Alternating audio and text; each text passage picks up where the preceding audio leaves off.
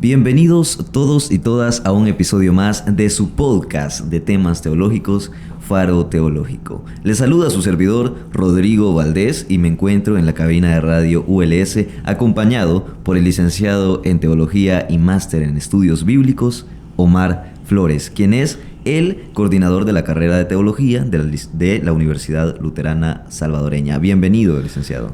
Gracias, Rodrigo. Buenos días. Es un gusto, como siempre, compartir aquí en la cabina de radio contigo y con nuestra amable audiencia. Es un gusto, pues, estar en ya el episodio número 26 de este podcast. Sin duda, cada vez vamos sumando más y más horas de conocimiento teológico. Y es que específicamente hoy, que estamos comenzando el mes de septiembre, hay un acontecimiento muy importante para el mundo de la teología, y es que estamos en el mes de la Biblia. Licenciado, ¿por qué septiembre es el mes de la Biblia? Sí, en algunas tradiciones, tanto católicas como protestantes, el mes de septiembre se ha designado como el mes de la Biblia en honor a Jerónimo, a Jerónimo de Estridión, o San Jerónimo, como también se le conoce, ¿verdad? Sí. Biblista y traductor de la iglesia, quien murió por esta fecha, ¿verdad? Y debido a que Jerónimo es todo un símbolo, es todo un ícono en el ámbito de los estudios bíblicos y en el ámbito de las traducciones bíblicas, ciertas tradiciones cristianas, tanto católicas como protestantes, algunas sociedades bíblicas, siempre durante el mes de septiembre lo utilizan para conmemorar el mes de la Biblia, ¿verdad? Así es, y es que en todo este mes de la Biblia vamos a tener podcast aquí en Faro Teológico orientados a este mes para saber y para conocer más de la Biblia. En este primer podcast del mes de la Biblia vamos a hablar sobre un tema muy interesante, y es que el licenciado Omar Flores nos va a profundizar acerca de la traducción bíblica. Vamos a ver las versiones más leídas de la Biblia en América Latina. Licenciado. Gracias, Rodrigo. Sí, en efecto, el tema de este podcast será ese, ¿no? Vamos a comenzar con el tema de la traducción bíblica, las versiones más leídas en América Latina. Y el objetivo principal, pues, es de que la gente conozca los diferentes tipos de traducciones que hay en la actualidad y también conozca un poco acerca de la historia y las características de las versiones más populares, de las versiones más leídas de la escritura en los países latinoamericanos, ¿verdad? Porque muchas veces la gente, digamos, lee sus Biblias, llámese Reina Valera, llámese la Biblia de Jerusalén, llámese la NBI, pero a veces se desconoce la historia detrás de estas traducciones y lo que las caracteriza, ¿verdad? Entonces, eso pues en cuanto a los objetivos que nos hemos propuesto para el tema de este podcast. Y comenzar diciendo lo siguiente, Rodrigo y radioescuchas. Antes de hablar de las traducciones bíblicas y de los diferentes tipos de traducciones, es bien importante hablar un poco acerca del ministerio de la traducción bíblica. Ministerio de la traducción bíblica. El ministerio de la traducción bíblica, que dentro de las iglesias cristianas no es el más popular. Porque, por ejemplo, dentro de las iglesias está, por ejemplo, el ministerio de evangelización, de alabanza. El ministerio de educación cristiana, ¿no? Por eso toda la apuesta de muchas iglesias al tema educativo, incluso con colegios cristianos. Claro. Etcétera. Pero el ministerio de la traducción es uno de los menos populares, es uno de los menos conocidos. En parte porque históricamente no cualquier persona puede, digamos, desempeñarse dentro de ese ministerio, porque este es un ministerio que exige bastantes competencias, ¿no? Me imagino. Entre ellos una sólida formación en conocimientos de la escritura, en cuestiones de filología e idiomas bíblicos y en cuestiones de lingüística y traductología, ¿verdad? Entonces es un ministerio para un grupo selecto que, digamos, ha tenido la oportunidad de especializarse en esas áreas. Y a la vez decir de que es un ministerio de los más antiguos. Surge en la antigüedad con la así llamada Septuaginta. O sea, dentro de la historia de la traducción bíblica, la Biblia de los 70s, la Septuaginta, ha sido la primera traducción que ha habido. La primera traducción. Y forma parte también, la Septuaginta forma parte de las precursoras dentro de la traducción bíblica, ¿verdad? La Septuaginta, la primera traducción que ha habido en la historia de la traducción bíblica, según la historia mezclada con leyenda, fue encargada por el rey Ptolomeo a un grupo de 72 judíos, los cuales en la ciudad de Alejandría, en Egipto, allá por el año 250 antes de nuestra era común, empezaron a traducir la Torá del hebreo al griego, debido a que los judíos de la diáspora ya no manejaban el hebreo. Manejaban otro idioma. El griego. O sea, les había pasado lo que le sucede a muchos salvadoreños, ¿verdad? Que se van para Estados Unidos y ya las nuevas generaciones que nacen allá ya no hablan castellano. Inglés. Creo que su lengua natal es el inglés, ¿verdad? Claro. Entonces, eso le estaba pasando a muchas colonias de judíos en la diáspora. Su lengua era el griego. Y debido a eso, la necesidad de traducir las escrituras hebreas al griego, ¿verdad? Y de esa manera, la Septuaginta se convierte en la primera traducción bíblica que ha habido en la historia. Okay. Y junto con ella, pues, después, dentro del judaísmo, también, digamos, surgen los Targum. Los Targum son traducciones que se hicieron al arameo. Porque en Palestina, a partir de la época persa, la lengua cotidiana que hablaba la mayoría de judaítas ya no era el hebreo. El hebreo era una lengua litúrgica y literaria. La lengua cotidiana que hablaban a partir de la época persa, a partir de los siglos V y IV, antes de nuestra era común, los judíos en Palestina, era el arameo. El arameo era su lengua cotidiana. Entonces, debido a esa realidad, se tuvo la necesidad de también traducir las escrituras del hebreo al arameo. Y fue de esa manera como surgieron los Targum, ¿verdad? Estos documentos, como los Sextuaginta y los Targum, ¿son versiones de la Biblia o cómo se los podría clasificar? Sí, son traducciones, son ejemplos de traducciones. Están dentro de las precursoras de la traducción bíblica. Y ambos, en este caso, dentro de la tradición judía. Dentro de la tradición judía.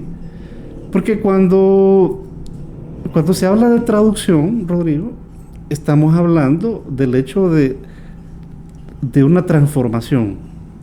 Claro. De una transformación de lo que un texto en un idioma expresa a la lengua de otra cultura, para que esta otra cultura receptora entienda el mensaje y los significantes del texto que se está traduciendo, ¿verdad? Me imagino, y el gran problema que viene, y me imagino que desde estos primeros pasos de la traducción, es la diferencia de significados y conceptos que significan, valga la redundancia, la diferencia de lenguajes, como por ejemplo las raíces del inglés, que son raíces sajonas, no son las mismas raíces del español, que son raíces latinas, y los conceptos pueden ser similares, pero no iguales. Claro, de hecho, por eso hoy en día, dentro de la traductología, se habla de dos tipos de traducción, ¿verdad? Hay traducciones que, digamos, reflejan la semántica y la sintaxis del idioma original. Hay otro tipo de traducciones, y ya las vamos a ver, que no están tan interesadas en reflejar la semántica y la sintaxis del idioma original, ya sea del hebreo, del griego, del alemán, sino que están más interesadas en que la cultura receptora de esa traducción entienda el mensaje. Claro. entiende el mensaje. Entonces la Septuaginta y los Targum son como los dos primeros ejemplos de traducción bíblica que hubo en la historia. Y ya luego dentro de la tradición cristiana van a surgir toda una serie de trabajos de traducción. Y el más célebre de todos se corona allá por el siglo V, ya después de Cristo. Y me estoy refiriendo a la Vulgata Latina. Vulgata Latina. A la Vulgata Latina. La traducción de Jerónimo. Oh. Jerónimo, biblista y traductor, en honor de quien se celebra en el mes de septiembre el mes de la Biblia, ¿verdad? ¿Es la Vulgata Latina, licenciado, la primera, o si no la primera, la más importante traducción al latín? Sí. Ya había una precursora, y era la Vetus Latina. Pero la Vetus Latina eran así traducciones fragmentarias de ciertos pasajes, de ciertos libros al latín, que se empiezan a elaborar a partir del siglo II. Entonces, a toda esa colección de fragmentos que se hizo desde el siglo II, de traducción al latín, se le conoció como Vetus Latina. Pero, el gran mérito de la Vulgata Latina, aparte del trabajo profesional que Jerónimo hizo, es el hecho de que se convierte, por decirlo así, en la primera gran traducción que traduce las escrituras del hebreo y del griego al latín, que era la lengua oficial en el mundo, en la sociedad de aquella época, ¿verdad? Roma. La Roma. Jerónimo, entre otras cosas, solo para que veamos el trabajo y el esfuerzo que él hizo, en su traducción en la Vulgata, la parte del Antiguo Testamento lo hizo directamente desde el hebreo. Fue incluso a Israel, estudió con rabinos el hebreo, porque era de la idea que el Antiguo Testamento debía de ser traducción directa del hebreo y no del griego. ¿Y por qué el Nuevo Testamento no? La parte del Nuevo Testamento la tradujo del griego, porque los libros del Nuevo Testamento se escribieron en griego. Claro. En griego, ¿verdad? Eso es algo muy importante. Y si se hubieran escrito en hebreo, que no fue, hubiese sido diferente ahora el Nuevo Testamento. Hoy en día hay toda una serie de estudios que analizan ese tema. Por ejemplo, hay un método de estudio que está releyendo los evangelios desde el arameo. Es decir, se estudia dentro de este método, por ejemplo, lo que Jesús enseña desde el griego en comparación con lo que, digamos, sus mismas enseñanzas, pero viéndolas desde el arameo. Y hay muchas cuestiones que desde una perspectiva semántica cambian. Es un método de lectura. Claro. Es un método de lectura. Pero volviendo a la Vulgata, o sea, Jerónimo hizo todo un esfuerzo de traducción. Y de hecho tuvo polémicas. Tuvo, digamos, cierto enfrentamiento a la hora que estaba trabajando en ella con Agustín de Hipona. Porque Agustín de Hipona no estaba muy de acuerdo en que el Antiguo Testamento se tradujese directamente del hebreo. Uh-huh. Agustín de Hipona quería de que el Antiguo Testamento también se tradujera del griego, de la Septuaginta. Pero Jerónimo dijo, no, porque los libros del Antiguo Testamento se escribieron en hebreo, no en griego. Y se da una polémica entre ellos, ¿verdad? Que duró bastante tiempo. Lo que se conoce en la historia como Hebraica Verita versus Septuaginta Autoritatem, ¿verdad? Es el nombre que se le dio a esa polémica, a ese debate entre Jerónimo y Agustín de Hipona. Claro, Agustín de Hipona tuvo esa posición porque él se estaba yendo más por el lado de la tradición, donde, digamos, la Septuaginta, la traducción griega, tenía más peso. Aparte que Agustín no era biblista, sino que era teólogo. Claro. En cambio, Jerónimo era más biblista. Y en su trabajo, él se fue más por el lado... Él quería, digamos, hacer más un trabajo científico, filológico. Y no tanto irse por el lado de la tradición, ¿verdad? ¿Qué diferencias notables hubiera implicado de que en vez de basarse en el Antiguo Testamento hebreo se hubiese basado, como Hipona lo sugería, en el Antiguo Testamento griego? ¿Hubiesen habido diferencias grandes? Sí, en ciertas partes. Fíjate que los traductores, a la hora de traducir el Antiguo Testamento, su texto base es siempre el hebreo. Pero hay partes donde ellos recurren al griego de la Septuaginta para comparar. O a veces porque, digamos, hay ciertos pasajes dentro del hebreo, dentro del texto masorético, que no están muy claros o están entrecortados. Claro. Entonces ahí es donde ellos recurren al griego de la Septuaginta para comparar y para hacer una traducción, digamos, consensuada, por decirlo así, que tome en cuenta las diferentes variantes. Ahora, siempre, ya a la hora de traducir, la lengua, el texto base del cual tú partes, siempre influye, pues. Te pongo un pequeño ejemplo a propósito de lo que tú preguntabas. El término Torah.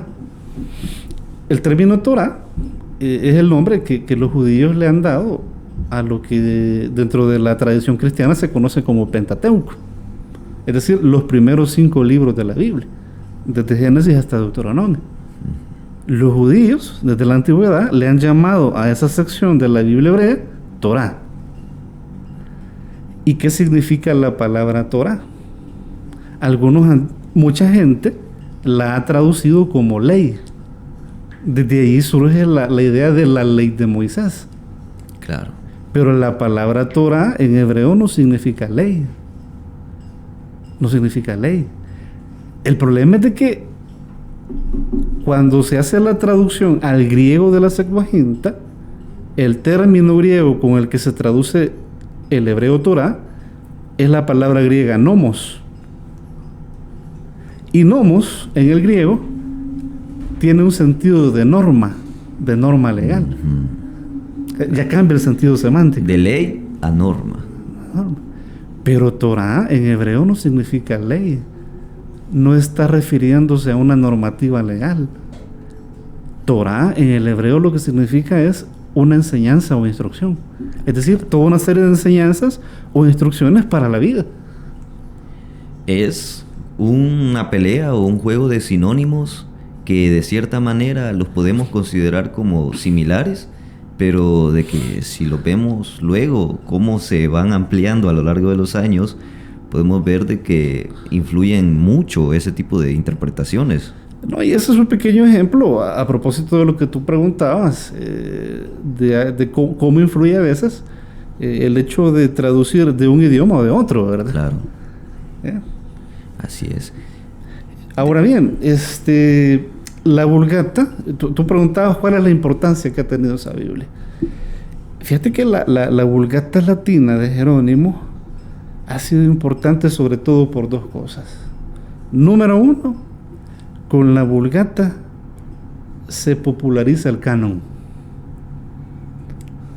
bíblico. O sea, hoy en día nosotros, por ejemplo, cuando pensamos en la Biblia, automáticamente pensamos en el canon bíblico, Antiguo y Nuevo Testamento. Claro. Pero esas categorías no siempre existieron. Sino que se fueron construyendo poco a poco entre el siglo II y el siglo V. Esa división entre Antiguo y Nuevo Testamento. Entre el siglo II y el siglo V y el siglo IV y V, poco a poco se fue, digamos, seleccionando el canon. Entonces, la Vulgata, uno de sus méritos, uno de sus grandes aportes, es que va a popularizar ese canon que se acababa de fijar a finales del siglo IV, con esa división entre Antiguo y Nuevo Testamento. Lo va a popularizar. Y además de eso, la Vulgata latina de Jerónimo va a popularizar el formato de la Biblia como libro. Porque la Biblia no siempre tuvo el formato de libro que actualmente tiene. En la antigüedad eran manuscritos, eran rollos. Claro, eran papiros. De papiro, de pergamino, de pieles de animales. Pero ya a partir de los siglos 3, 4, ya existían lo que se conocen como códex o códices, que fue como el primer formato del libro moderno. Me imagino con ese tipo de portada o con algo que los protegiera, ¿verdad? Exacto. Entonces, eso va a ser el otro gran mérito de la Vulgata, que va a popularizar el concepto de la Biblia con ese formato, la Biblia como un libro. Y al final, la popularización de ese formato es lo que ayuda a lo largo de los años a que los libros lleguen a las manos de las personas, de que no se queden como papeles sueltos, sino que lleguen con ese formato a las manos de los comunes. Claro, porque eso, el formato del libro que se populariza a partir de la Vulgata va a facilitar la lectura del texto bíblico. En épocas anteriores, por ejemplo, en la sinagoga los judíos tenían un rollo por cada libro, tenían que desenrollarlo. O sea, tenían que andarlo cargando, tenían que desenrollarlo, y no cualquiera tenía acceso a un rollo. Entonces, el formato códex, el formato libro, que se va a popularizar a partir de la Vulgata, va a contribuir a eso, a que la Biblia se divulgue, a que la Biblia se popularice, a que poco a poco la gente vaya teniendo acceso al libro. ¿Qué prosigue después de este gran hito de la Vulgata? Bueno, hasta aquí hemos hablado como de las traducciones precursoras del ministerio de la traducción bíblica en la antigüedad, tanto por el lado de la tradición judía, con la Septuaginta y la Vulgata, como por el lado de la tradición cristiana. Por el lado de la tradición judía con la Septuaginta y los Targum, como por el lado de la tradición cristiana con la Vulgata, ¿verdad? Son como las grandes precursoras. Y ojo, esto es bien importante que la gente lo sepa. La Septuaginta, aunque tuvo un origen judío, con los judíos de la diáspora, poco a poco las comunidades cristianas, seguidoras de Jesús, se fueron, digamos, haciéndose de ella. A tal punto que a mediados del siglo I, finales del siglo I, la Septuaginta, a pesar de su origen judío, era una Biblia, era una traducción más leída por las comunidades cristianas que por los mismos judíos. O sea, se apoderaron, la hicieron suya, pues. La hicieron suya, ¿verdad? Esto a propósito, como te decía, de las grandes precursoras dentro de la traducción bíblica. Ahora, es bien importante para irnos metiendo ya a la parte de las traducciones más leídas en la época actual, tratar de responder a una pregunta que mucha gente se hace, Rodrigo, y es de que, ¿por qué hay tantas Biblias? No sé si tú ya te has hecho esa pregunta o te la han hecho. Sí, de hecho, no solo de la parte evangélica, podría decirse, de la parte protestante, sino que también de la parte católica se ocupan muchos tipos de Biblias, y de diferentes clases.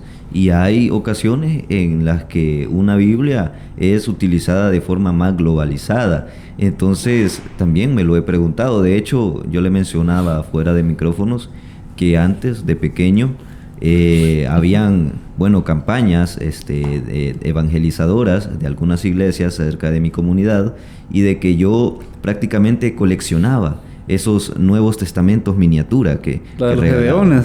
Claro. Entonces, claro, siempre me he preguntado eso. Sí, no, y esa es una pregunta que mucha gente se hace, ¿no? ¿Por qué hay tantas Biblias? Ahora, hablando de forma más específica, ¿por qué hay tantas traducciones, verdad? Mira, la respuesta a esta pregunta de por qué hay diversidad de traducciones, por un lado, se debe a la necesidad de actualizar las traducciones, en nuestro caso al castellano. O sea, el tema de la actualización del lenguaje es uno de los factores que, digamos, es determinante para que, digamos, ciertas versiones de la Biblia se hayan venido revisando y reeditando. ¿Por qué? Porque el castellano va cambiando.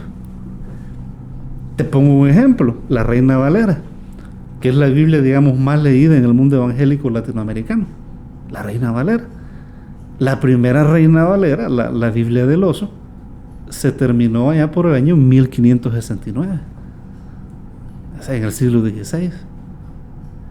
O sea, en el español del siglo XVI, en el castellano del siglo XVI. Así es. O sea, yo le invito a nuestros radioescuchas a que se hagan esta pregunta.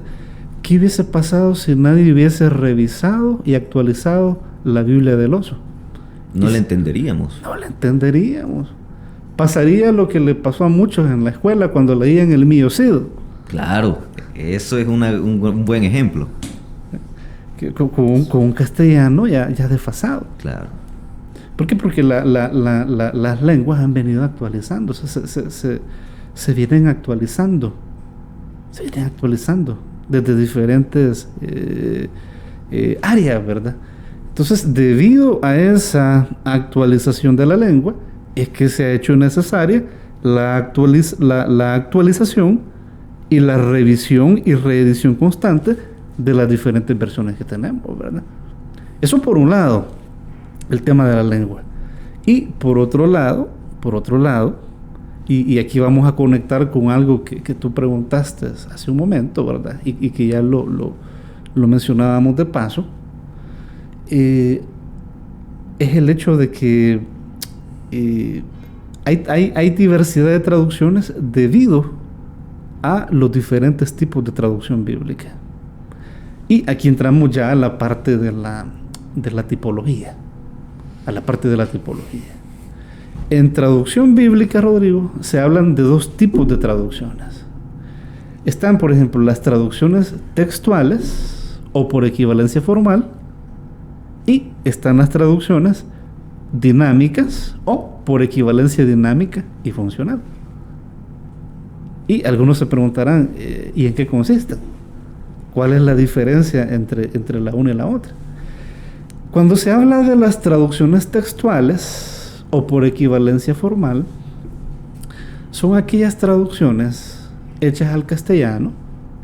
Vamos a hablar del castellano porque es la lengua que hablamos nosotros. Claro. Estamos hablando de las versiones más leídas en América Latina. En América Latina. Entonces, las traducciones textuales o por equivalencia formal son aquellas que cuando se traduce, la traducción busca de que la traducción al castellano refleje de la manera más literal posible la sintaxis y la semántica del hebreo y del griego. Eso es lo que buscan las traducciones textuales o por equivalencia formal. Algo más literal. Algo más literal. Claro. Que las traducciones al español que se hacen, o castellano, ¿verdad?, reflejan las estructuras del hebreo, las formas de escribir en el hebreo. Eso es lo que, digamos, buscan este tipo de traducción, una traducción más literal. En cambio, las traducciones dinámicas o por equivalencia funcional, no tanto les interesa que la traducción al castellano refleje de manera literal la semántica y la sintaxis del hebreo y del griego, sino que a las traducciones dinámicas lo que le interesa es que en la traducción al castellano la gente comprende el mensaje. Exista una lógica funcional. Una lógica funcional. Que la gente comprenda el mensaje. Por eso se habla de traducciones en lenguaje actual. En el castellano y el español que, digamos, la gente habla hoy en día, ¿verdad? Que la gente habla hoy en día, porque las formas... Y aquí bien interesante algo que decía el doctor Martín Lutero. Martín Lutero no solo fue teólogo, ni solo fue el iniciador del luteranismo, ¿verdad? Martín Lutero también fue traductor. Su famosa Biblia al alemán sentó las bases de la cultura y de la lingüística del alemán. Entonces, él como traductor decía, yo en mi traducción no pretendo que los alemanes hablen como los griegos. Lo que quiero es de que el pueblo alemán comprenda el sentido de las escrituras en el lenguaje que los alemanes del siglo XVI entienden. Es decir, Lutero fue el gran precursor de las traducciones dinámicas. Aunque ya en la actualidad, por lo menos en el siglo XX, el gran teórico fue el traductor y lingüista Eugenio Naida, ¿verdad? Pero esa es la diferencia entre la una y la otra.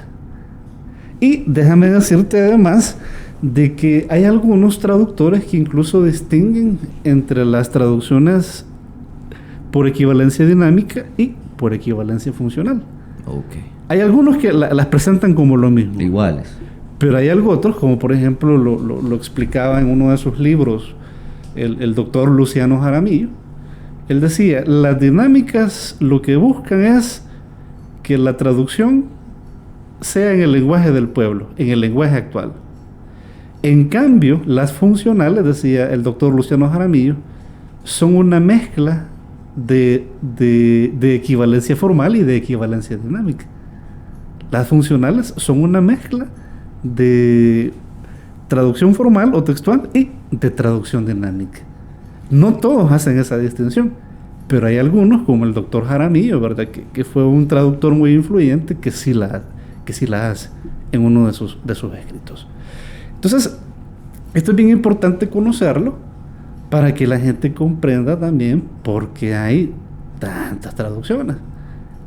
Porque muchas veces la gente en las librerías o en las iglesias o en las universidades incluso, la gente compra Biblias, pero no sabe qué tipo de Biblia tiene en la mano. La gente, por ejemplo, desconoce la historia detrás de esa Biblia. La gente desconoce, por ejemplo, cuál es la base textual detrás de esa Biblia. ¿Cuál es, digamos, la lógica de traducción detrás de esa Biblia? Son cuestiones importantes que todo lector de la Escritura, sobre todo aquellos que, digamos, de manera profesional están teniendo o han tenido formación bíblico-teológica, deben de saber, deben de conocer, ¿verdad? Entonces, y de esta manera, pues, pasamos ya al ámbito, digamos, de las traducciones y versiones más leídas actualmente en América Latina. Pero no sé si tenías alguna otra pregunta antes de continuar. Claro que no. Bueno, pues vamos viendo cómo esta cronología va poco a poco dándose a conocer, primeramente viendo de las precursoras, ¿verdad? De estas versiones precursoras de la Biblia, y también sabiendo cuál es el tipo de tipología que vamos a ver a continuación y a dónde vamos a ir poniendo cada una de estas versiones. Me imagino de que las versiones son tantas que no se pueden enumerar cada una, ¿verdad? A nivel mundial. Por lo menos vamos por categoría, vamos a mencionar las más leídas en nuestro país y en América Latina. Así es. Primero comencemos con las de aquí del Salvador. Vaya, mira. Y dentro de las más leídas, vamos a comenzar con las de carácter textual. Ok. Unas traducciones textuales o por equivalencia formal. Y dentro de ellas, la más leída de todas, la más popular, es la Reina Valera. La Reina Valera. ¿En qué espacio se lee la Reina Valera? La Reina Valera es la traducción más popular en el ámbito de las iglesias protestantes y evangélicas. Uh-huh. Y está catalogada, por ejemplo, dentro de los estudios culturales, como uno de los mayores productos de la época de oro de la España del siglo XVI, casi a la par del Quijote. Claro. Porque son contemporáneos. Y un libro exitoso. Bueno, la Reina Valera surge precisamente con el trabajo de Casiodoro de Reina, un monje jerónimo, biblista, traductor. O sea, con su trabajo surge la primera edición de la Reina Valera, llamada Biblia del Oso. por un oso comiendo miel que tenía en la portada. Y Jerónimo pues hizo todo un esfuerzo de traducción para poner la escritura al alcance de la lengua que se hablaba en España. La Santa Inquisición se le opuso, fue perseguido por la Santa Inquisición, porque a la Santa Inquisición no le gustaba que se pusiese la Biblia al alcance del pueblo. Claro. Ellos querían seguir teniendo el monopolio de la escritura, que no se tradujera de latín, que se mantuviera en latín, la Vulgata. Pero uno de los grandes aportes de la Reforma fue ese, poner la escritura al alcance del pueblo. Por eso todos estos esfuerzos de traducción, que en este caso Casiodoro de Reina hizo un trabajo encomiable, ¿no?, por traducir las escrituras de las lenguas originales al castellano de aquella época, ¿verdad? Y él obviamente no la terminó. Se dice que por lo menos gran parte de las cartas y la parte final del Nuevo Testamento fue un trabajo de traducción de gente allegada a él. Él no la terminó, pero sí él hizo la mayor parte. Y en la Biblia del Oso, él en el prólogo dice, solo fíjate la humildad que tuvo Casiodoro de Reina. Digo, esto es lo que yo he podido hacer. Digo. Espero que de aquí a un futuro, un equipo de especialistas la continúe revisando y mejorando. Claro. O sea, fue tan humilde el hombre que a pesar de la formación que tenía, dijo eso. Tenía una conciencia de que en el futuro se iba a necesitar revisar y rehacer este tipo de traducciones y versiones. Bueno, un par de décadas después vino Cipriano de Valera. Cipriano de Valera, ¿quién hizo ese trabajo de revisión que Casiodoro pretendía, ¿no?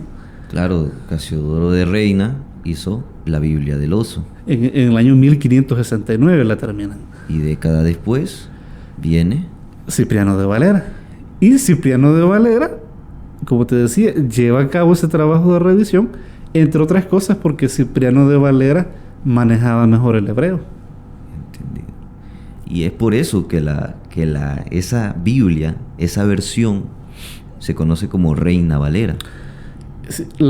Exacto, o sea, la Reina Valera actual tiene los dos apellidos de sus precursores, ¿verdad?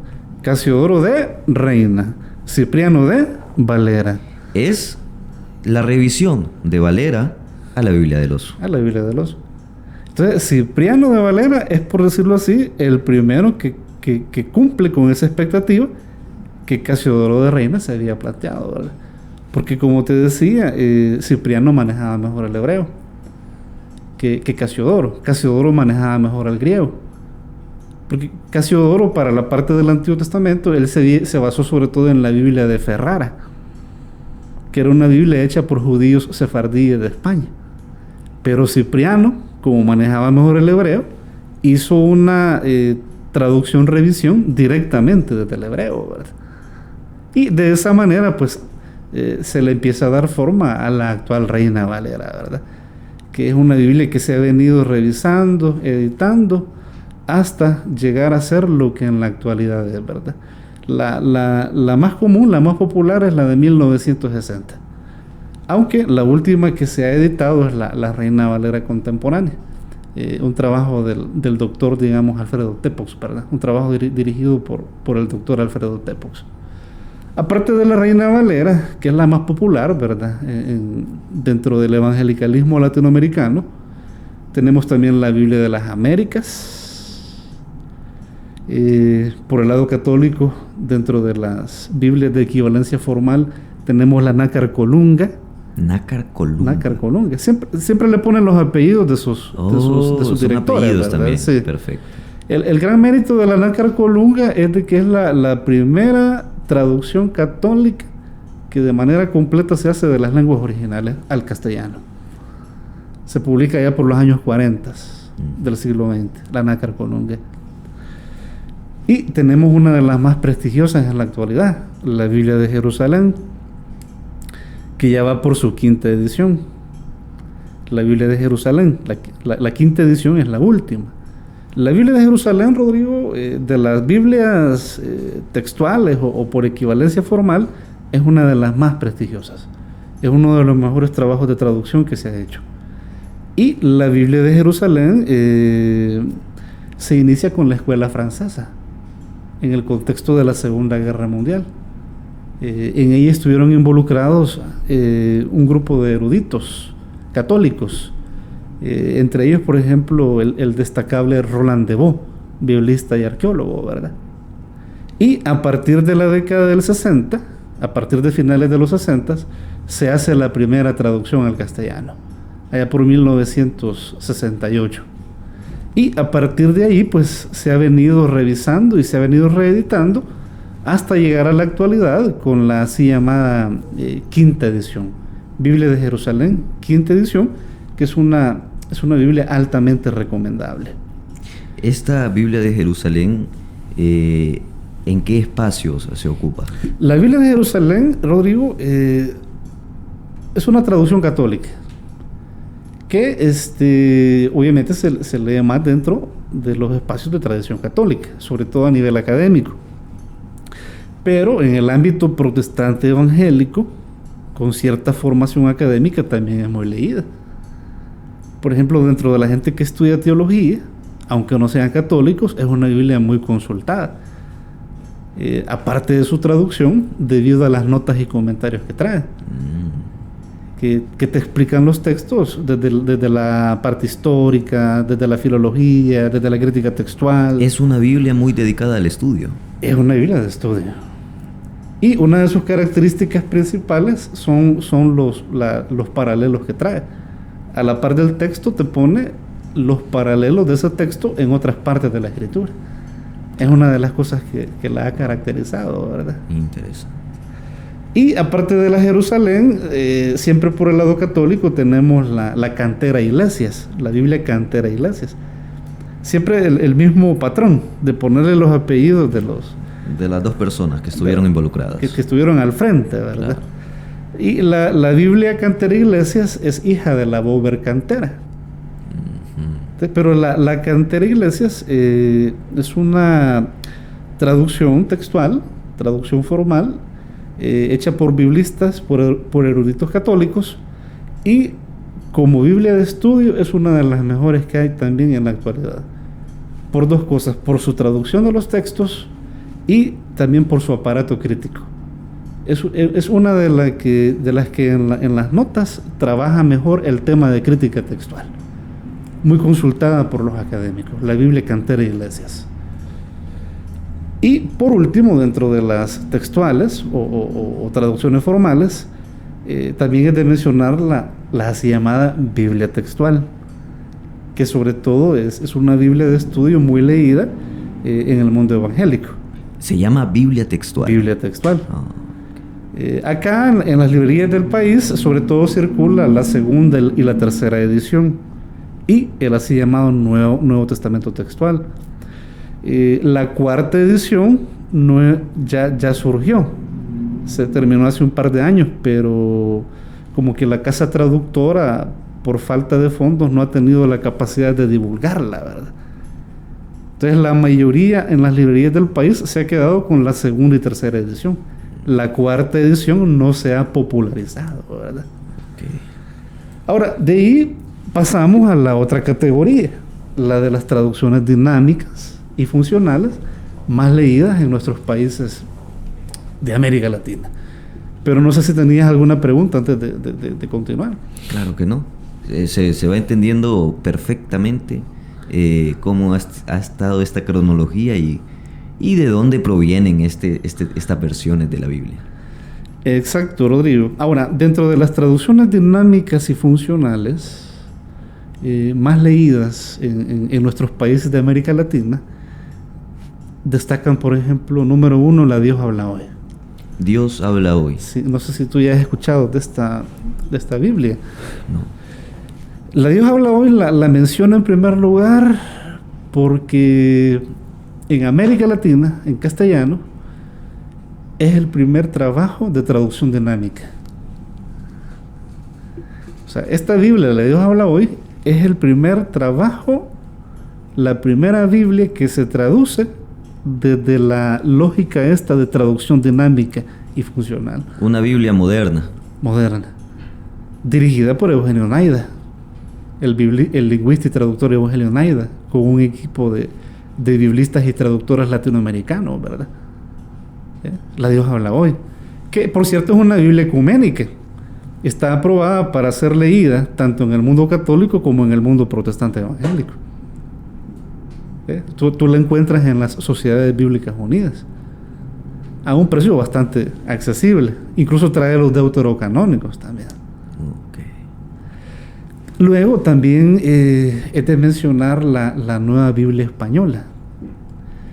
La Nueva Biblia Española, Rodrigo y Radio Escuchas, es dentro del mundo católico el primer esfuerzo de traducción dinámica. El primer trabajo de traducción dinámica en castellano fue La Dios habla hoy. Solo que La Dios habla hoy es un trabajo de traducción ecuménico, sobre todo protestante. Pero la Nueva Biblia Española fue el primer ejemplo de traducción dinámica hecha por eruditos católicos, dirigida por el biblista Luis Alonso Schockel, quien dirigió la parte del Antiguo Testamento, y por el profesor exégeta Juan Mateo, ¿verdad?, quien dirigió la parte del Nuevo Testamento. Estamos hablando de ya por finales de los 70, comienzos de los 80. La Nueva Biblia Española, que luego se continuó revisando, se continuó reeditando, y a principios de los 90 se actualizó y se pasó a llamar la Biblia del Peregrino, porque la Nueva Biblia Española sonaba muy así como para los españoles, ¿verdad? Entonces, en la reedición que se hizo a inicios de los 90 se le cambió nombre de manera estratégica y pasó a llamarse Biblia del Peregrino. Y en los 2000, en la nueva actualización, edición, la versión para América Latina, con el castellano que se habla en América Latina, porque nosotros no decimos vosotros, ¿verdad? Claro. Pasó a llamarse la Biblia de nuestro pueblo, que es el nombre con el que más se le conoce acá en nuestros países, ¿verdad? La Biblia de nuestro pueblo. Y tenemos también la traducción dentro de las Biblias dinámicas, la traducción en lenguaje actual, que también es una Biblia producida por las Sociedades Bíblicas Unidas. Fue un trabajo de traducción dirigido por el doctor Edesio Sánchez. Y lo interesante de esta Biblia son tres cosas. Número uno, es una traducción pensada para niños y adolescentes. O sea, en un lenguaje que hasta los niños lo puedan entender, pues. Dos, es una Biblia que incorpora mucho el lenguaje inclusivo, pensando en las mujeres. Y tres, es un trabajo de traducción que toma en cuenta mucho los aspectos culturales. Es decir, que la traducción refleje la cultura de aquella época, para que a la hora de leer el texto tú comprendas mejor la cultura. La traducción en lenguaje actual, que también es una Biblia muy leída y que está, digamos, la distribuyen las Sociedades Bíblicas Unidas. Y tenemos la Biblia latinoamericana, que es una Biblia católica, ¿verdad?, muy leída desde los años 70 por las comunidades eclesiales de base. Sí, sí. No sé si tú la has sí, conocido. la he visto, la Biblia latinoamericana, y la he visto en ámbitos católicos. Tenemos también la NBI, la nueva versión internacional, que también es un tipo de traducción de carácter dinámico y funcional. Bueno, su director, el doctor Luciano Jaramillo, decía de que era más una traducción funcional, porque trataron de trabajar tanto lo formal como lo dinámico en ella, ¿verdad? Así la presentaba su director. Y es una Biblia, sobre todo muy leída dentro de las iglesias evangélicas latinoamericanas, y una que está siendo muy leída, muy consultada en la actualidad, y que poco a poco ha venido ganando mucho terreno debido a la traducción, debido a que es una traducción en un lenguaje y en una forma que le gusta a la gente, es la NTV, la Nueva Traducción Viviente. La Nueva Traducción Viviente es otro ejemplo de Biblia dinámica y funcional que cada vez viene ganando más terreno, sobre todo dentro del ámbito protestante, evangélico, latinoamericano. Y tenemos la Biblia de América Popular, la Biblia del Pueblo de Dios, ¿verdad? Un trabajo dirigido por el doctor Armando Leborati. Y por último, la traducción interconfesional, que en la actualidad de todos los trabajos de traducción y Biblia de estudio, la traducción interconfesional es una de las mejores propuestas que hay. ¿Por qué? Número uno, debido a la traducción del texto. Debido a la traducción del texto. Te pongo un pequeño ejemplo. En el caso de Génesis 1:2. Génesis 1:2, muchas Biblias traducen así: y la tierra estaba vacía y desordenada. Y la tierra estaba vacía y desordenada. Muchas Biblias dicen así, traducen de esa manera. Pero hay gente crítica que ha dicho: ¿cómo puede estar algo vacío y desordenado a la vez? Y a la vez desordenado. Ahí es bien importante ir al hebreo. En el hebreo dice tohu vabohu. Tohu vabohu. ¿Y cuál es la mejor forma de traducir tohu vabohu? Los hebraístas dicen de que la mejor traducción de tohu vabohu sería algo así como una masa gelatinosa, una masa acuática. Es decir, la tierra era un desorden, la tierra mezclada con agua. Era un caos, pues. Era un lodazal. Era un caos. Entonces, esta traducción, solo para que veamos un pequeño ejemplo de buena traducción, en vez de desordenada y vacía, dice: y la tierra era una masa caótica. Caótica. Era una masa caótica. Era una masa caótica. Y aparte de la traducción del texto, también destaca mucho por sus introducciones a los libros y por sus notas y comentarios, ¿verdad? Que son de carácter exegético. Esto en cuanto a las Biblias como más leídas, más consultadas en los diferentes espacios de América Latina en la actualidad. Tanto las de carácter textual o por equivalencia formal, como las de equivalencia dinámica y funcional. No sé si tenías alguna pregunta antes de pasar a la parte, digamos, final del podcast. Claro, si bien es cierto de que existen estas dos tipologías, o podría llamarse hasta tres tipologías, si se hace la división entre funcional y dinámico, y estas son las versiones más leídas de América Latina, me imagino que además de esas versiones más leídas, hay otras versiones que no son tan famosas como estas versiones. ¿Qué pasan con esas Biblias que no son tan famosas? Mira, yo en lo personal lo que les recomiendo siempre a los estudiantes es que tengan el mayor número de Biblias posibles. Y a la hora de leer el texto, ya sea con fines pastorales o con fines académicos, que comparen versiones. Que comparen versiones. Yo, por ejemplo, no me lo estás preguntando, pero en mi biblioteca tengo, por decirlo así, la mayoría de traducciones en español, porque siempre me ha gustado ese ejercicio de la lectura comparativa, ¿verdad? Ahí es donde está, digamos, la riqueza. ¿Y la Biblia más extraña que usted ha visto, ha leído o ha sabido de ella? Quizás... Y una buena pregunta la que me haces. Quizás un buen ejemplo de eso sería la Biblia Reina Valera y Gómez. ¿Por qué? ¿Qué tiene de extraño? Oí el nombre, Reina Valera y Gómez. ¿Son Valera y Gómez? Reina Valera y Gómez. O sea, Sí. Vaya, hemos visto la Reina Valera. Claro. La Biblia más leída en América Latina. Sí. Y ya sabemos en honor a quién se le puso Reina Valera, ¿verdad? Claro. Pero y esta le agrega Gómez. Porque es un trabajo que se hizo, es un trabajo de traducción que se hizo allá por los 2000. Lo hizo un trabajo de apellido, lo hizo un fulano de apellido Gómez. Que Dime.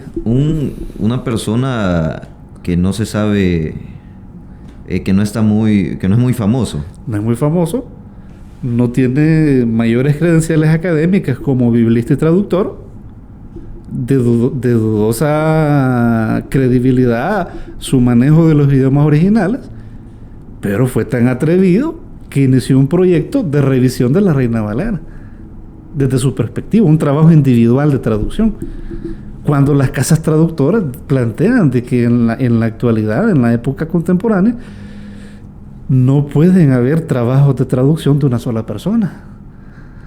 ¿Por qué? Porque el tema de la traducción es tan complejo que nadie tiene todos los conocimientos. Claro. O sea, todo trabajo de traducción, lo digo, y esto te lo dicen traductores de mucha reputación, debe estar integrado por lo menos por 3 profesionales principalmente: biblistas, antropólogos y lingüistas. Biblistas, antropólogos y lingüistas. Y todos con posgrado, o sea, especialistas en la materia. Y de repente aparece un fulano que desde el atrevimiento dice que va a revisar una traducción y para colmo lo hace él solo. Reina Valera y Gómez. ¿Qué tiene Reina Valera y Gómez? Y para colmo se atreve a sumarle su apellido a los apellidos ilustres de estos 2 grandes biblistas y traductores del siglo XVI y XVII. ¿Ha leído usted esa Biblia? Sí, la tengo. ¿Y cómo es? No encuentras mayor diferencia con respecto a la Reina Valera 60, pero ella hace algunos pequeños cambios, ¿verdad? Que están más basados en cuestiones personales y doctrinales que en criterios profesionales de traducción. Claro. Es la historia la que es curiosa. La que es curiosa. Y a propósito de lo que me decías, ¿no? Biblia rara, ¿verdad? Claro. Y que ha generado mucha polémica. Y aquí quiero que pasemos al tercer tópico y último del podcast, Rodrigo, y es el de las críticas y polémicas que en la actualidad hay alrededor de las traducciones. Esto es algo que tú lo vas a escuchar mucho, sobre todo en las redes sociales. Las polémicas y las críticas que han surgido en torno a ciertas traducciones y versiones de la Biblia. Y aquí quiero comenzar mencionando algo que dice el doctor Esteban Bot. El doctor Esteban Bot es un biblista y traductor de los más prestigiados en América Latina. Y Esteban divide las críticas en torno a las traducciones en 2 categorías. Él habla de las críticas hechas por especialistas, gente bien formada, ¿verdad?, que incluso ha hecho traducción. Y habla también de las críticas populares, es decir, de gente que sin tener mayor formación se atreve a andar cuestionando, ¿verdad?, se atreve a andar criticando. Bueno, decía el doctor Alfredo Tepox en un taller en el que tuve la oportunidad de participar. Decía el doctor Alfredo Tepox, traductor de las Sociedades Bíblicas Unidas: quienes más critican nuestras traducciones, él se refería a las traducciones modernas, ¿verdad?, sobre todo las dinámicas. Claro. No son especialistas en Biblia, sino predicadores dominicales. A propósito de las críticas populares, ¿verdad?, de las que habla Esteban Bot. Entonces, acá vamos a mencionar algunas críticas, algunas polémicas que a nivel popular, digamos, se han desatado. Una de ellas, y una de las más mencionadas, es la de la coma juanina. La de la coma juanina.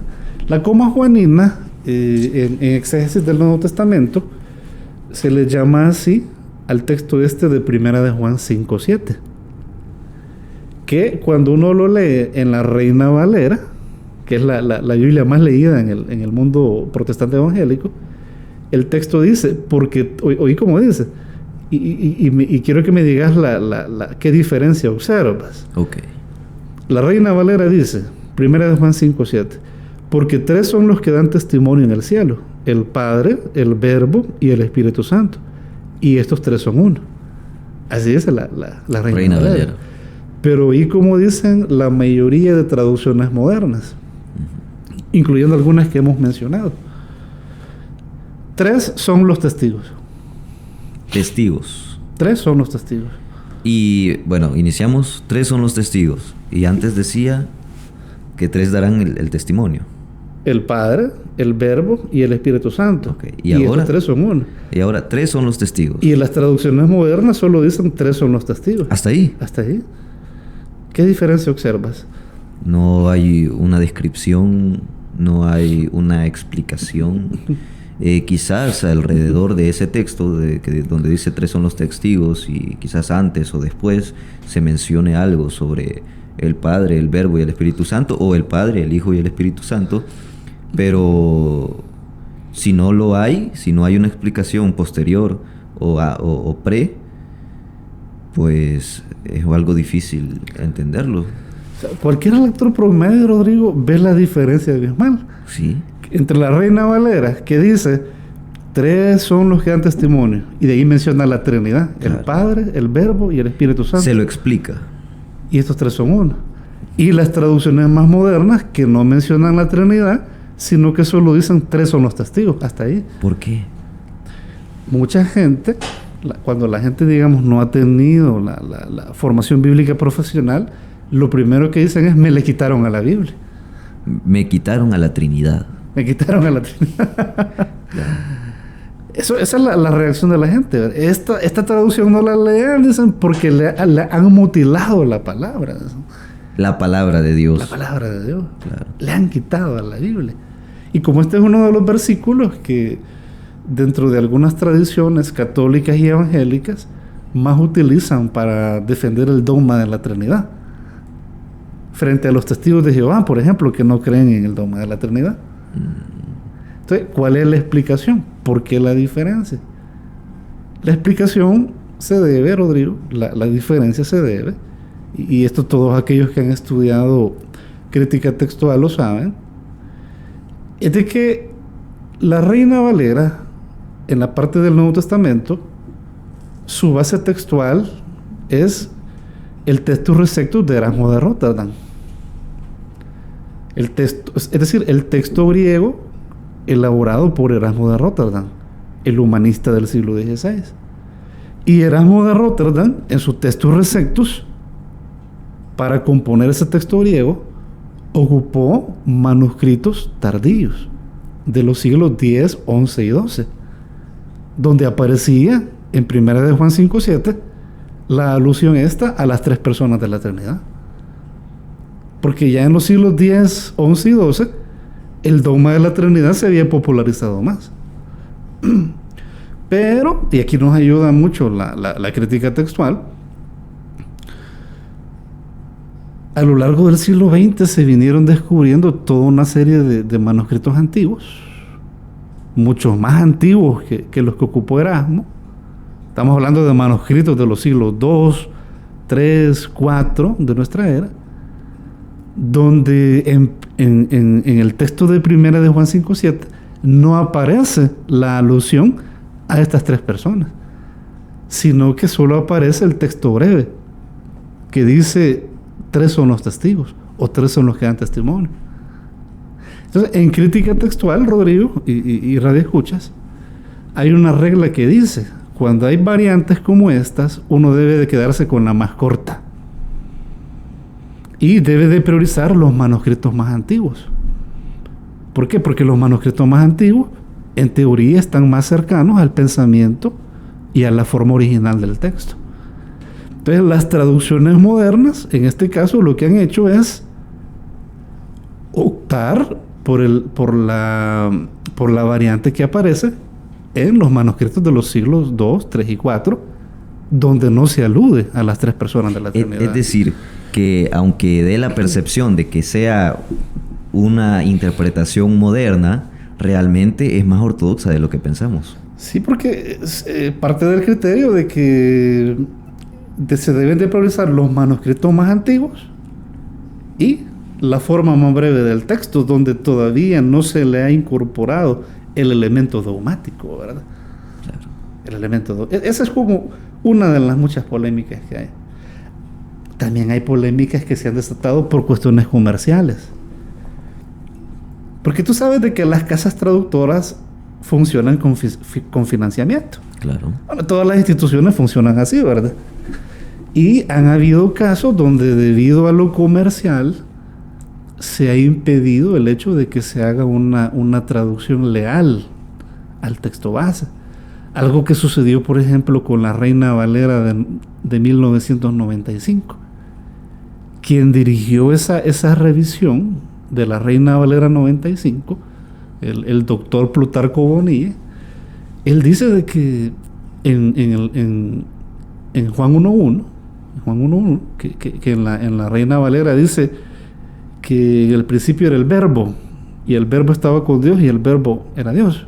Sí. Él quiso cambiar la palabra verbo por el término palabra. ¿Por qué? Porque en el griego dice logos. Y la mejor forma de traducir logos, la mejor forma de entenderlo, es desde la davar del hebreo, es decir, desde la palabra. La palabra de Dios que actúa en la historia. Entonces él quiso, digamos, corregir eso y en la Reina Valera 95 traducir logos por palabra. Pero no lo dejaron. La casa traductora para la cual estaba haciendo dicho trabajo de traducción, le dijeron, vamos a consultar con pastores de diferentes países de América Latina para saber si están de acuerdo, ¿verdad? O sea, cuando cualquier persona con 2 dedos de frente dirá, y que tienen que consultarle a líderes religiosos, si ellos no son profesionales en traducción. Se le debe de consultar a profesionales en traducción, gente que sí sabe de esto. Pero a veces en la práctica lo que predomina no es tanto el criterio profesional, sino lo comercial. Y sabían de que si cambiaban verbo por palabra, probablemente no la iban a vender. Claro, porque esto del verbo está muy asentado ya. Tiene peso en la tradición. Claro. Y la tradición con estos cambios es bien sensible. Es bien sensible. Pero en el griego dice logos. Y la mejor forma de entender logos es palabra. Quien introdujo verbo fue Jerónimo en la Vulgata. Porque en latín, palabra se dice verbum. Entonces Plutarco Bonilla quiso hacer ese cambio, pero por cuestiones comerciales no se lo permitieron, ¿verdad? Bueno, otra polémica en torno a la NBI, la nueva versión internacional que mencionábamos hace un rato. Claro.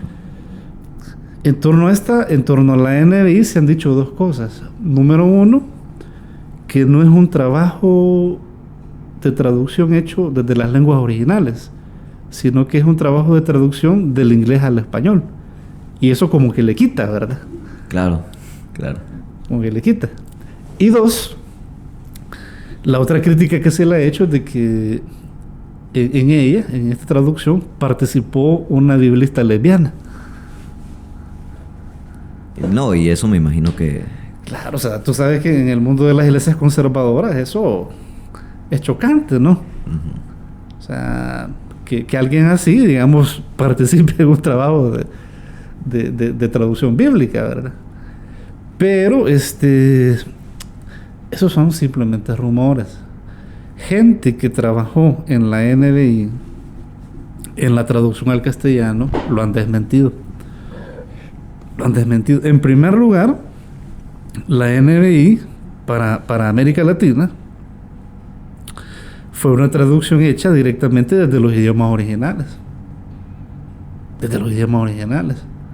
Del hebreo, del arameo y del griego. Y segundo, y esto lo menciono para que se sientan tranquilos los conservadores, ¿verdad? No es cierto de que en ella participó una biblista lesbiana en la traducción hecha para América Latina. Donde sí es cierto que participó una biblista lesbiana fue en la traducción al inglés.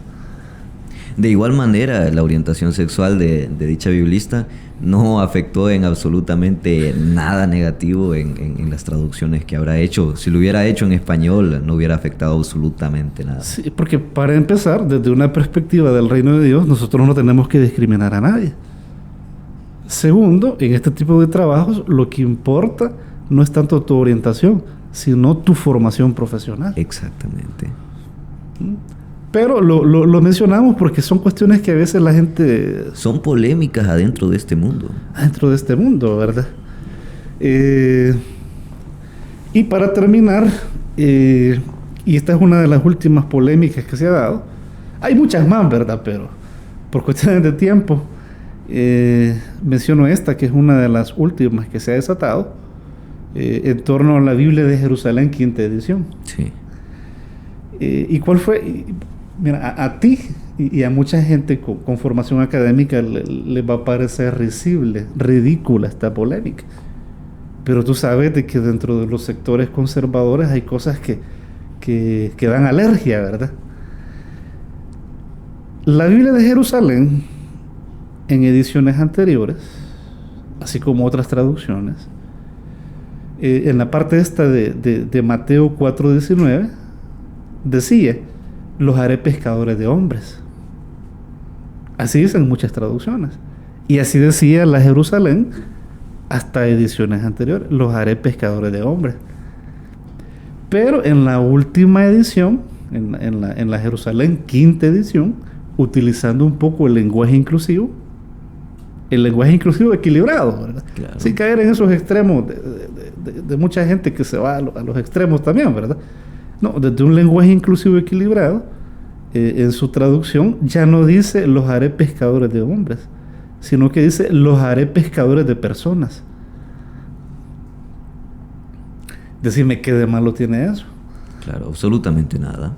Nada de malo. Nada, absolutamente nada. Pero a mucha gente eso le produce alergia, los hace entrar en crisis, entre otras cosas porque desconocen a veces el texto. Desconocen a veces el sentido de las palabras, no desde los idiomas originales. Y otra cosa es que, claro, esa parte, esa línea, también es muy famosa. Lo de los haré pescadores de hombres. De hecho, desde esa perspectiva se han hecho hasta canciones. Y es algo que está bastante metido en la tradición. Sí, exacto. Hasta bueno, tú me imagino que conoces el himno, ¿verdad? Claro. Pero, como te repito, ¿qué de malo tiene eso? Así es. ¿Qué de malo tiene eso, verdad? Entonces, pero el gran problema, Rodrigo, es que muchas veces estas polémicas se dan por dos razones. Número uno, la ignorancia. La Biblia es el libro más popular, pero no cualquiera tiene la formación para entenderlo. Mucho menos a veces para traducirlo, ¿verdad? Y dos, debido a veces también al peso de la tradición. La tradición tiene un peso bastante importante. Por ejemplo, en este último caso, decimos que de malo tiene cambiar hombres por personas, utilizando un poco el lenguaje inclusivo. Sobre todo porque en el griego el término que se utiliza es antropón. Y antropón es un término que, digamos, es genérico. Alude a la humanidad entera. No está refiriéndose, digamos, en este caso al sexo masculino, sino que es un término genérico que alude a la humanidad entera, ¿no? Desde esa perspectiva, la mejor forma de traducirlo en un lenguaje actual e inclusivo es persona, tal como lo hizo la Biblia de Jerusalén, quinta edición, ¿verdad? Entonces, esto a propósito de algunas polémicas, ¿verdad?, que se discuten a veces en redes sociales, porque tú sabes de que los temas relacionados con Biblia, religión, política, en las redes sociales se discuten. Y suelen ser muy delicados. Muy delicados, ¿verdad? Y al final, Rodrigo, para concluir ya este podcast, quiero cerrar con una pregunta que mucha gente siempre hace. ¿Cuál es la mejor traducción? Es una pregunta que la gente la hace de manera frecuente. ¿Cuál será la mejor? Yo siempre digo dos cosas. Número uno, léanlas todas. Comparen. Y número dos, a mí me gusta aquí citar las palabras del doctor Martín Lutero. El doctor Martín Lutero, como te decía hace un momento, él fue traductor también. Y como traductor, Lutero dijo, la traducción perfecta no existe. La hemos de estar esperando siempre.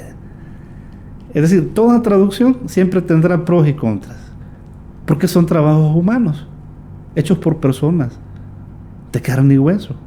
A veces se cometen errores. Y toda traducción, como decía Casiodoro de Reina, debe de estarse constantemente actualizando, revisándose. Por eso es bien sabio lo que Lutero dijo. La traducción perfecta no existe. Hemos de estarla esperando siempre, ¿verdad? Entonces, leamos de manera comparativa las diferentes traducciones, versiones que tenemos a nuestro alcance. Muy interesante este conocimiento que nos hemos llevado hoy en este podcast número 26, en donde hemos hablado pues de las traducciones de la Biblia, las versiones más leídas en América Latina, esa historia tan interesante que pues nos explica cómo es que la Biblia que tenemos en nuestros hogares ha llegado hasta nuestros hogares hoy en día. Pero antes de dar por concluido este podcast, quería, licenciado, realizar una dinámica para pues tener más aún conocimiento acerca del mundo, de las religiones del mundo, de la Biblia en este mes de la Biblia.